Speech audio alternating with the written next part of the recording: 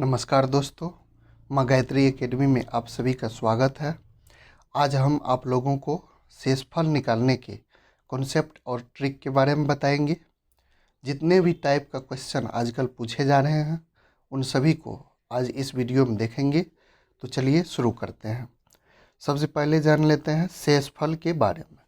मान लीजिए 2 से 9 में हम भाग देते हैं, तो इसमें शेषफल क्या होगा? तो इसको भाग देते हैं 2 चौके 8, तो शेषफल आपका क्या निकल गया? 1। यह क्या हुआ? आपका पॉजिटिव धनात्मक शेषफल है। लेकिन अगर हम ऋणात्मक शेषफल की बात करें, ऋणात्मक शेषफल होता नहीं है, लेकिन शेषफल प्रमेय को बनाने के लिए, शेष निकालने के लिए ऋणात्मक शेष के बारे में जानेंगे, जिससे कि ट्रिक के द्वारा जो है सवाल बनाने में आसानी हो। तो जैसे इसको करते हैं, 9 के नज़दीक लेते हैं 2 का कोई, तो 2 पंचे 10। अगर 5 बार में हम कटाते हैं तो शेषफल कितना आ रहा है? 9 बट में जो है 10 लगा रहे हैं, तो 1 ज़्यादा हो रहा है, तो ये हो गया -1। ये -1 जो हुआ ये हुआ निगेटिव आपका शेषफल, और ये जो +1 जो निकला ये हो गया आपका पॉजिटिव शेषफल। और समझ लीजिए इसको, निगेटिव और पॉजिटिव शेषफल को। जैसे 3 से 12 में आप भाग दे रहे हैं या 13 में शेषफल को देखना है, तो 3 चौका 12, शेषफल आपका पॉजिटिव में 1 निकल रहा है। लेकिन ठीक इससे ज़्यादा लेंगे तो आपको 3 पचे 15 हो रहा है, तब शेषफल आपका कितना निकल रहा है? तो निकल रहा है -2। तो ये आपका क्या हो गया? निगेटिव शेषफल हो गया, और ये हो गया आपका पॉजिटिव शेषफल। एक एग्जाम्पल और के द्वारा और समझ लीजिए। जैसे 6 से हम देते हैं 28 में, तो इसका पॉजिटिव अगर निकालना है तो 6 चौका 24, शेषफल आपका क्या निकल जाएगा? 4 निकल जाएगा। लेकिन हमको अगर निकालना हो निगेटिव, तो 6 पंचे 30, उससे थोड़ा सा ज़्यादा लेना है, 6 पंचे 30। तो फिर आपका जो है शेषफल कितना निकल रहा है? अगर 5 बार में हम लगाते हैं तो शेषफल आपका -2 निकल रहा है, जो कि निगेटिव शेष है।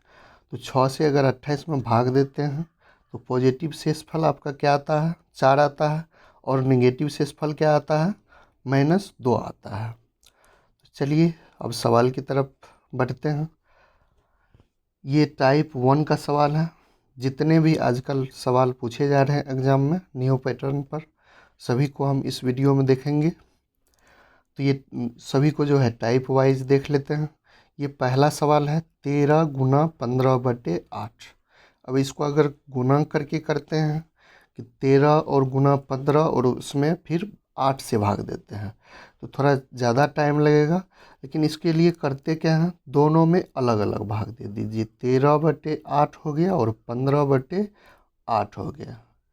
धनात्मक और ऋणात्मक दोनों का जो है रखना है, धनात्मक और ऋणात्मक दोनों शेषफल का ध्यान रखना है।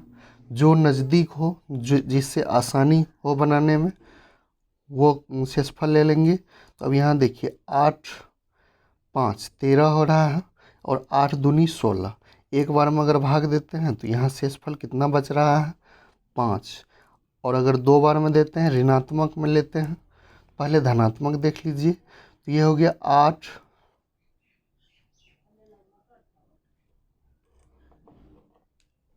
अगर 13 में 8 से भाग दिए तो शेष कितना बचा? 5। शेष आपका कितना बच जाता है? 5। और अगर 15 में 8 से भाग दिए तो शेष आपका कितना बच जाता है? 7/8। अब इस दोनों को गुना करके 8 से भाग दे दीजिए, तो 7 पचे 35, 8 से भाग देना है, तो 8 चौके 32। 35 में 8 से भाग दिए तो आपका शेष क्या निकल गया? आपका शेष निकल गया 3, रिमाइंडर निकल गया 3। तो आपका आंसर क्या हो जाएगा? आपका आंसर हो जाएगा बी। अब यहाँ हम ऋणात्मक, ये जो है ऋणात्मक लेके देख लेते हैं। ऋणात्मक शेष, उससे और ज़्यादा आसानी होगी। तो 8 दूनी 16, 16 के ज़्यादा नज़दीक है 13, तो आपका शेषफल क्या हो गया यहाँ -3 हो गया। फिर 8 दूनी 16, यहाँ पर आपका क्या हो गया -1 हो गया। शेषफल आपका यहाँ -1 हो गया अगर ऋणात्मक शेषफल की बात करें।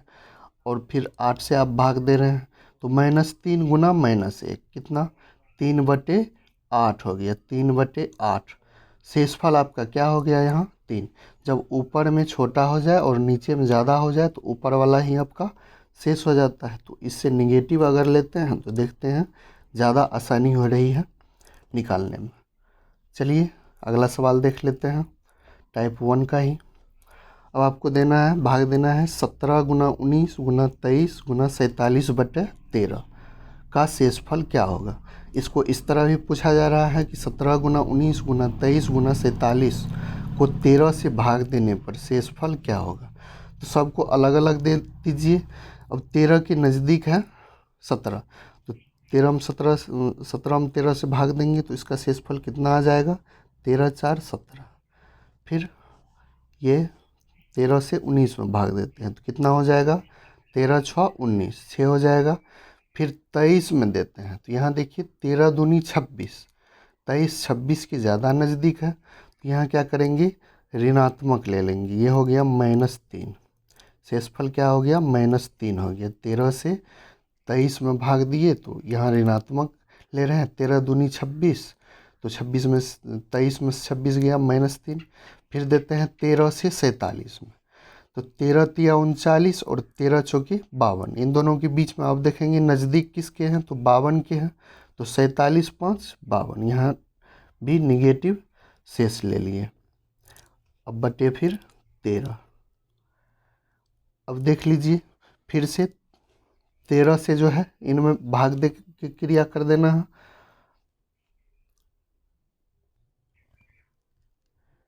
अब यहाँ पर 6 चौका 24, अगर इसमें देते हैं 13 से भाग तो फिर निगेटिव में ले लेते हैं तो 13 दूनी 26 -2 हो गया शेषफल। फिर गुना, इस दोनों को गुना कीजिए -3 गुना -5 तो +15 हो गया। +15 में अगर 13 से भाग देते हैं तो आपका शेषफल क्या आता है 2 आता है बटे फिर 13। अब ये क्या हो गया ऋणात्मक में चला गया -4/13, लेकिन शेषफल आपको क्या रखना है शेषफल आपका चाहिए प्लस में। तो अगर इस तरह आ जाए माइनस में ऊपर में जो है माइनस में, तो क्या करना है नीचे वाले से ऊपर वाले को घटा देना है, वहीं शेषफल हो जाएगा। 13 में से 4 गया 9, आपका आंसर क्या हो गया डी नंबर। नेक्स्ट सवाल देख लीजिए टाइप 1 का ही। 382 गुना 569 गुना 765 गुना 951 में अगर 19 से भाग दे तो इसका शेषफल क्या होगा। तो सब में अलग से दीजिए, अलग अलग दीजिए 19 से भाग। 382 में 19 से भाग दिए तो शेष आपका कितना बचा 2। फिर 569 में दिए तो यहाँ देखिए 19 गुना 30 करेंगे तो 19 तिया 57, 570 होता है और यहाँ है 569। तो क्या करेंगे निगेटिव शेषफल ले लेंगे तो यहाँ बचा -1। फिर यहाँ देखते हैं 19 चौका 76, फिर 5 इसमें शेषफल बच गया। और यहाँ देख लेते हैं 19 पचे 95, तो शेषफल कितना बच गया 1। फिर इसमें जो है 19 से भाग दे देना है। तो सभी को गुना कर दीजिए 5 एकम 5, फिर -1 से गुना किए तो -5 दूनी 10, लेकिन ये आ रहा है -10/19। जब ऊपर में ऋणात्मक आ जाए तो नीचे वाले में से ऊपर वाले को घटा देते हैं, वहीं शेषफल हो जाता है। तो 19 - 10 आपका शेषफल क्या निकल गया 9। आपका आंसर क्या हो गया ए। नेक्स्ट देख लीजिए। अब यहाँ जोड़ वाला है, अभी तक हम गुना वाला सिखा रहे थे, अब जोड़ वाला देखना है। तो क्या करेंगे इसमें भी दोनों को अलग अलग भाग देके और जोड़ करके फिर 17 से उसमें भाग देना है। 17 दूनी 34, 345 में भाग दिए कितना शेष बचा 5 बचा। फिर प्लस 17 तिया 51, 8 बचा। अब बटे कितना हो जाएगा भाग देना है 17 से, तो 8 5 13/17। जब ऊपर में छोटा आ जाए तो वहीं शेषफल हो जाता है धनात्मक में। तो आपका आंसर क्या हो जाएगा सी नंबर आपका आंसर हो जाएगा। चलिए अब टाइप 2 देख लेते हैं। ऊपर में नीचे से एक ज़्यादा हो, क्या हो, ऊपर में नीचे से एक ज़्यादा हो। जैसे यहाँ 7 दिया है, ऊपर में दिया 8, तो ऊपर में क्या है, एक ज़्यादा है। ऊपर में एक ज़्यादा है तो 8 7 से 8 में भाग दीजिए तो कितना आपका शेषफल आ रहा है धनात्मक में, एक आपका शेषफल आ रहा है। तो एक पर पावर क्या करेंगे, 25/7 क्या हो जाएगा, 1/7। जब ऊपर कम और नीचे ज़्यादा हो तो ऊपर वाला धनात्मक में जो है आपका शेषफल हो जाता है। तो आपका आंसर क्या हो जाएगा, बी नंबर। चलिए टाइप 2 का दूसरे सवाल को देख लेते हैं। ऊपर जो है यहाँ देखिए 9 पर पावर 7/8 है, तो ऊपर एक ज़्यादा नीचे कम है, क्या करेंगे, 8 से 9 में भाग देंगे, कितना होगा, 1, उस पर पावर 7, अब प्लस ये क्या है 6/8। अब ये कितना हो जाएगा, 1 पर पावर 7 एक ही रहेगा, तो 6 1 7/8। जब ऊपर कम धनात्मक में हो तो वही हो जाता है शेषफल। तो आपका आंसर क्या हो जाएगा, ए हो जाएगा।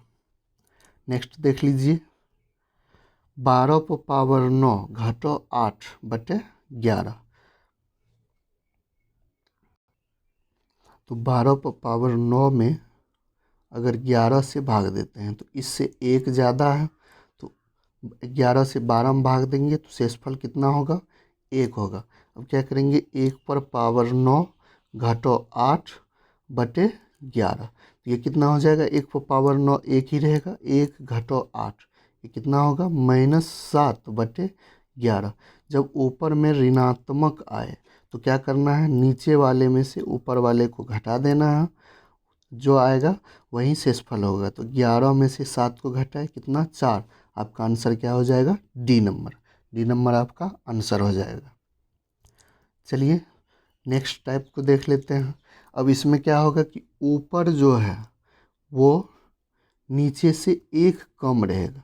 अभी टाइप 2 में देख रहे थे कि ऊपर नीचे से एक ज़्यादा रहेगा, लेकिन टाइप 3 में क्या देखना है कि ऊपर से एक ज़्यादा रहेगा नीचे, या नीचे से एक कम रहेगा ऊपर। तब इसमें क्या करना है, तो इसमें देखना है पावर को। पावर में क्या देखना है, पावर देखना है आपको। अगर पावर सम रहे, पावर अगर सम रहे, पावर क्या रहे, सम रहे, तो आपका आंसर हो जाएगा, आपका आंसर 1 हो जाएगा। और अगर पावर विषम रहे, क्या रहे, पावर विषम रहे, तो आपका आंसर क्या हो जाएगा, आपका आंसर हो जाएगा, अगर पावर आपका विषम है तो आपका आंसर क्या हो जाएगा, आपका आंसर हो जाएगा जो ऊपर में अंश दिया हुआ है, जो ऊपर में अंश दिया हुआ है वही आपका पावर हो जाएगा। सॉरी, जो अंश दिया हुआ है वही आपका शेषफल हो जाएगा। तो इसमें पावर को समझना है, अगर पावर सम दिया हुआ है तो आपका आंसर क्या हो जाएगा, 1 हो जाएगा। लेकिन अगर पावर विषम दिया हुआ है तो ऊपर में जो अंश दिया है वही आपका आंसर हो जाएगा। चलिए इसको एग्जाम्पल के द्वारा समझ लेते हैं। जैसे 8 पर पावर 38 है, तो पावर आपका क्या है, यहाँ पर सम है, नीचे में एक ज़्यादा है, ठीक है। तो अगर सम रहे तो डायरेक्ट आपको रिमाइंडर क्या लिख देना है, 1 लिख देना है। आपका आंसर क्या हो जाएगा, 1। लेकिन इसी सवाल को देखते हैं, अगर 8 पर पावर 37, 37 क्या है, विषम संख्या है और आपको इसमें 9 से भाग देना है। तो क्या होगा, जब विषम रहे तो अंश ही अंश हो गया 8, इसका आंसर तब क्या हो जाएगा, शेषफल कितना निकल जाएगा, 8। इसको बेसिक से समझिए, 9 से अगर 8 में भाग देते हैं तो ऋणात्मक शेषफल निकालते हैं। ऋणात्मक शेषफल हो गया -1, -1 उस पर पावर 37/9। अब -1 माइनस पर पावर अगर विषम संख्या हो तो वह माइनस में ही आएगा, तो यह हो गया -1/9। जब इस तरह होता है तो क्या करते हैं, नीचे वाले में से ऊपर वाले को घटा देते हैं, वहीं आता है आपका शेषफल। तो ये हो गया बेसिक से आपको समझने के लिए। लेकिन इसमें पावर ध्यान रखना, अगर पावर सम संख्या है तो डायरेक्ट आपका आंसर हो जाएगा 1, और अगर पावर विषम संख्या है तो आपका जो बेस है ऊपर में वही आपका आंसर हो जाएगा। अब यहाँ 8 पर पावर 37 पर 9/9 इसका शेषफल निकालना है। तो 8 पर पावर 37 पावर को देखना है, पावर सम है या विषम है। यह रूल कब चलेगा? जब ऊपर वाले से एक ज़्यादा हो नीचे में, या नीचे से एक कम हो ऊपर में, तब यह रूल चलेगा। कि जब ऊपर वाले से एक ज़्यादा हो नीचे में तब यह रूल लगेगा। पावर विषम है तो आपका जो बेस है, आधार है, वहीं क्या हो जाएगा? आपका आंसर हो जाएगा। एक बार और समझ लीजिए ये कैसे हो रहा है। हम निगेटिव रिमाइंडर की बात कर लेते हैं।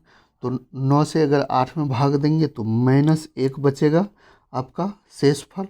अब उस पर पावर देना है विषम संख्या 37/9, 9 से आपको भाग देना है। अब विषम माइनस पर विषम संख्या पावर रहे तो वह माइनस में ही आएगा, -1/9। इससे पहले बता चुके हैं कि अगर ऊपर में ऋणात्मक आ जाए तो क्या करेंगे? नीचे वाले से ऊपर वाले को घटा देंगे, वहीं शेषफल होगा। तो 9 - 1 कितना हो गया? 8 आपका शेषफल हो गया। तो आपका आंसर क्या हो जाएगा? सी। नेक्स्ट देख लेते हैं। 67 पर पावर 67 प्लस 68/68। अब यहाँ देखिए 67 पर पावर है 67 और 68 से आपको भाग देना है।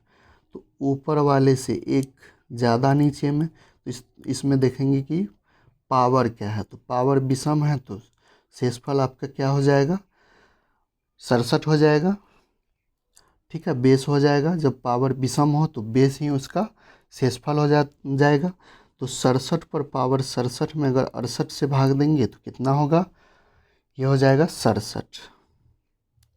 अब फिर 68 है तो 68 में 68 से भाग दीजिए, इसका शेषफल कितना आ जाएगा? 0। इसका शेषफल कितना आ जाएगा आपको? 0। 68 में 68 से अगर भाग देते हैं तो इसका शेषफल 0, फिर बटे 68। अब 67 में 0 को जोड़ेंगे तो ये 67 ही रहेगा, और नीचे में 68। नीचे कम है ऊपर में तो यही धन, और धनात्मक है तो यही ऊपर वाला क्या हो जाएगा? आपका शेष हो जाएगा। फिर से देख लीजिए 67 पर पावर 67 है, उसको 68 से भाग देना है। तो ऊपर से एक ज़्यादा है नीचे में, तो क्या करते हैं? इस टाइप का अगर सवाल हो तो उसमें जो है देखते हैं पावर सम है या विषम है। विषम रहेगा तो बेस जो है वही हो जाएगा आपका शेषफल। तो 67 पर पावर 67/68 का शेषफल आपका क्या हो गया? 67। फिर 68 से 68 में भाग देते हैं, 68 से 68 में भाग देते हैं तो ये तो पूरा कट ही जाता है। तो शेषफल क्या बचेगा? 0। अब 67 + 0/68, 67/68। ऊपर में अगर धनात्मक आए और नीचे वाले से छोटा रहे तो वहीं आपका शेषफल हो जाता है। तो आपका आंसर हो जाएगा डी। नेक्स्ट टाइप देख लीजिए। इसमें है कि 6 का पावर कुछ भी हो, अगर उसमें 10 से भाग देंगे, 6 का पावर कुछ भी हो अगर उसमें 10 से भाग देते हैं तो रिमाइंडर आपका हमेशा क्या आएगा? रिमाइंडर आपका 6 आएगा। दूसरा है 10 का पावर कुछ भी रहे, 10 पर पावर आपको कुछ भी रहे और आप 6 से उसमें भाग दे रहे हैं। 10 का पावर कुछ भी होगा और उसमें 6 से भाग देंगे तो शेषफल रिमाइंडर आपका हमेशा कितना बचेगा? ये आपका 4 बचेगा। और अगर 4 का पावर कुछ भी है, 4 का पावर कुछ भी है और उसमें देते हैं 6 से भाग, तो रिमाइंडर इसका हमेशा 2 ही आएगा। चलिए इस पर आधारित एक सवाल देख लेते हैं। अब है 2 पर पावर 25, 2 पर पावर 25 को 10 से भाग देना है और शेषफल निकालना है। तो पीछे जो टाइप पढ़े हैं उसमें से एक भी टाइप इसमें काम नहीं कर रहा है, तो अब इसको करेंगे क्या? तो 2 पर पावर 25 है तो इसको हम इस तरह लिख सकते हैं। 10 के गुणज के नज़दीक ले जाएंगे इसको, शेषफल को। तो क्या करेंगे? 2 पर पावर 4 देते हैं, तो 2 पर पावर 4 कितना? 16, जो कि 10 के नज़दीक हो रहा है। 6 आ रहा है तो 2 पर पावर 4 गुने 6, 6 चौका 24, ये हो गया 24, और फिर 2 पर पावर 1 लिख देंगे तो ये 2 पर पावर 25 हो गया, और बटे में 10। 2 पर पावर 4 कितना, 16। 16 में अगर 10 से भाग देते हैं और पॉजिटिव अगर लेते हैं हम शेषफल तो कितना आता है, 6 आता है। तो 6 पर पावर 6, 6 पर पावर 6 गुना 10 से 2 में भाग नहीं लगता है तो इसने रहने दीजिए बटे 10। अब हम थ्योरम क्या पढ़ाए हैं कि 6 पर पावर कुछ भी हो, 6 पर पावर कुछ भी हो, अगर उसमें 10 से भाग देंगे तो शेष हमेशा क्या बचेगा, 6 बचेगा। तो यहाँ 6 पर पावर 6 है, 10 से भाग दे रहे हैं तो शेष आपका क्या बच रहा है, 6 बच रहा है। 6 गुना 2 अब बटे 10। अब ये कितना हो गया, 6 दूनी 12, और उसमें देते हैं 10 से भाग तो कितना शेषफल बच जाएगा, आपका रिमाइंडर बच जाएगा 2। आपका आंसर क्या हो जाएगा, डी आपका आंसर हो जाएगा। चलिए इस टाइप के सवाल को देख लेते हैं। ये टाइप भी बार बार पूछा जाता है। 3 पर पावर 25 प्लस 3 पर पावर 26 प्लस 3 पर पावर 27 प्लस 3 पर पावर 28 निम्नलिखित में से किस संख्या से विभाजित होगा। तो इसको क्या करना है, जो सबसे कम पावर वाला है उसको ले लेना है कॉमन। तो यहाँ क्या बच गया, 1, फिर बच गया 3 पर पावर 1, फिर क्या बचा 3 पर पावर 2, फिर क्या बचा 3 पर पावर 3। अब इस चारों को गुना करके जोड़ दीजिए तो ये हो गया 3 पर पावर 25 गुने, ये कितना हो जाएगा 9, और ये 27, सभी को जोड़ते हैं 36 और 4 40, 36 4 40, 3 तिया 9 तिया 27, 9 36, 3 39, 1 40। अब इसमें ऑप्शन के अनुसार एक भी ऑप्शन नहीं है जिससे यह विभाजित हो, तो इसको करेंगे क्या, 3 पर पावर 24 लिखेंगे और 1 3 बच गया उसको 40 से गुना कर देंगे तो 40 तिया 120। अब ऑप्शन के अनुसार देखिए 120 जो है 30 से विभाजित है, 120 30 से विभाजित है, तो यह पूरे की पूरे संख्या 3 पर पावर 25 प्लस 3 पर पावर 26 प्लस 3 पर पावर 27 प्लस 3 पर पावर 28 जो है आपका 30 से विभाजित होगा। तो आपका आंसर क्या हो जाएगा, 30 हो जाएगा। चलिए अब नेक्स्ट टाइप देख लेते हैं। इस तरह की सवाल भी बार बार पूछा जाता है। सबसे पहले ये क्या है, factorial 1 plus factorial 2 plus factorial 3 plus factorial 4 plus factorial 99 तक गया है। आपको 12 से भाग देकर आपको क्या निकालना है, रिमाइंडर निकालना है। तो क्या करेंगे, सबसे पहले फैक्टोरियल को समझ लीजिए। फैक्टोरियल 1 का मतलब क्या होता है, 1। फैक्टोरियल 2 का मतलब क्या होता है, 1 गुना 2।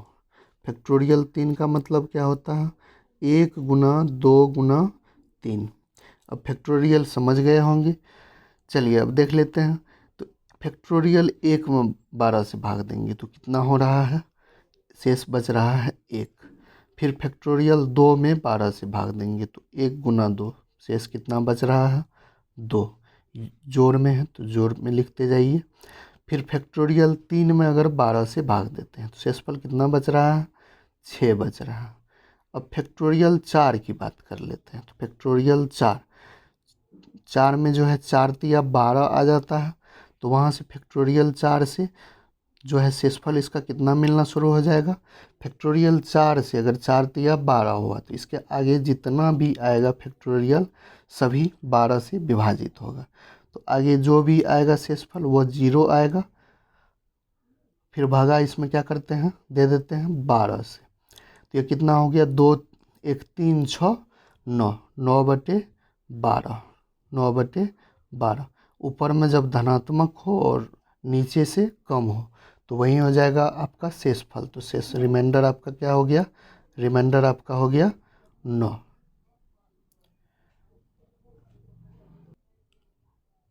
दोस्तों आशा करते हैं आप लोगों को रिमाइंडर थ्योरम अच्छी तरह से समझ में आ गया होगा। अगर आपको वीडियो पसंद आती है तो इसे लाइक शेयर सब्सक्राइब ज़रूर कीजिए। धन्यवाद।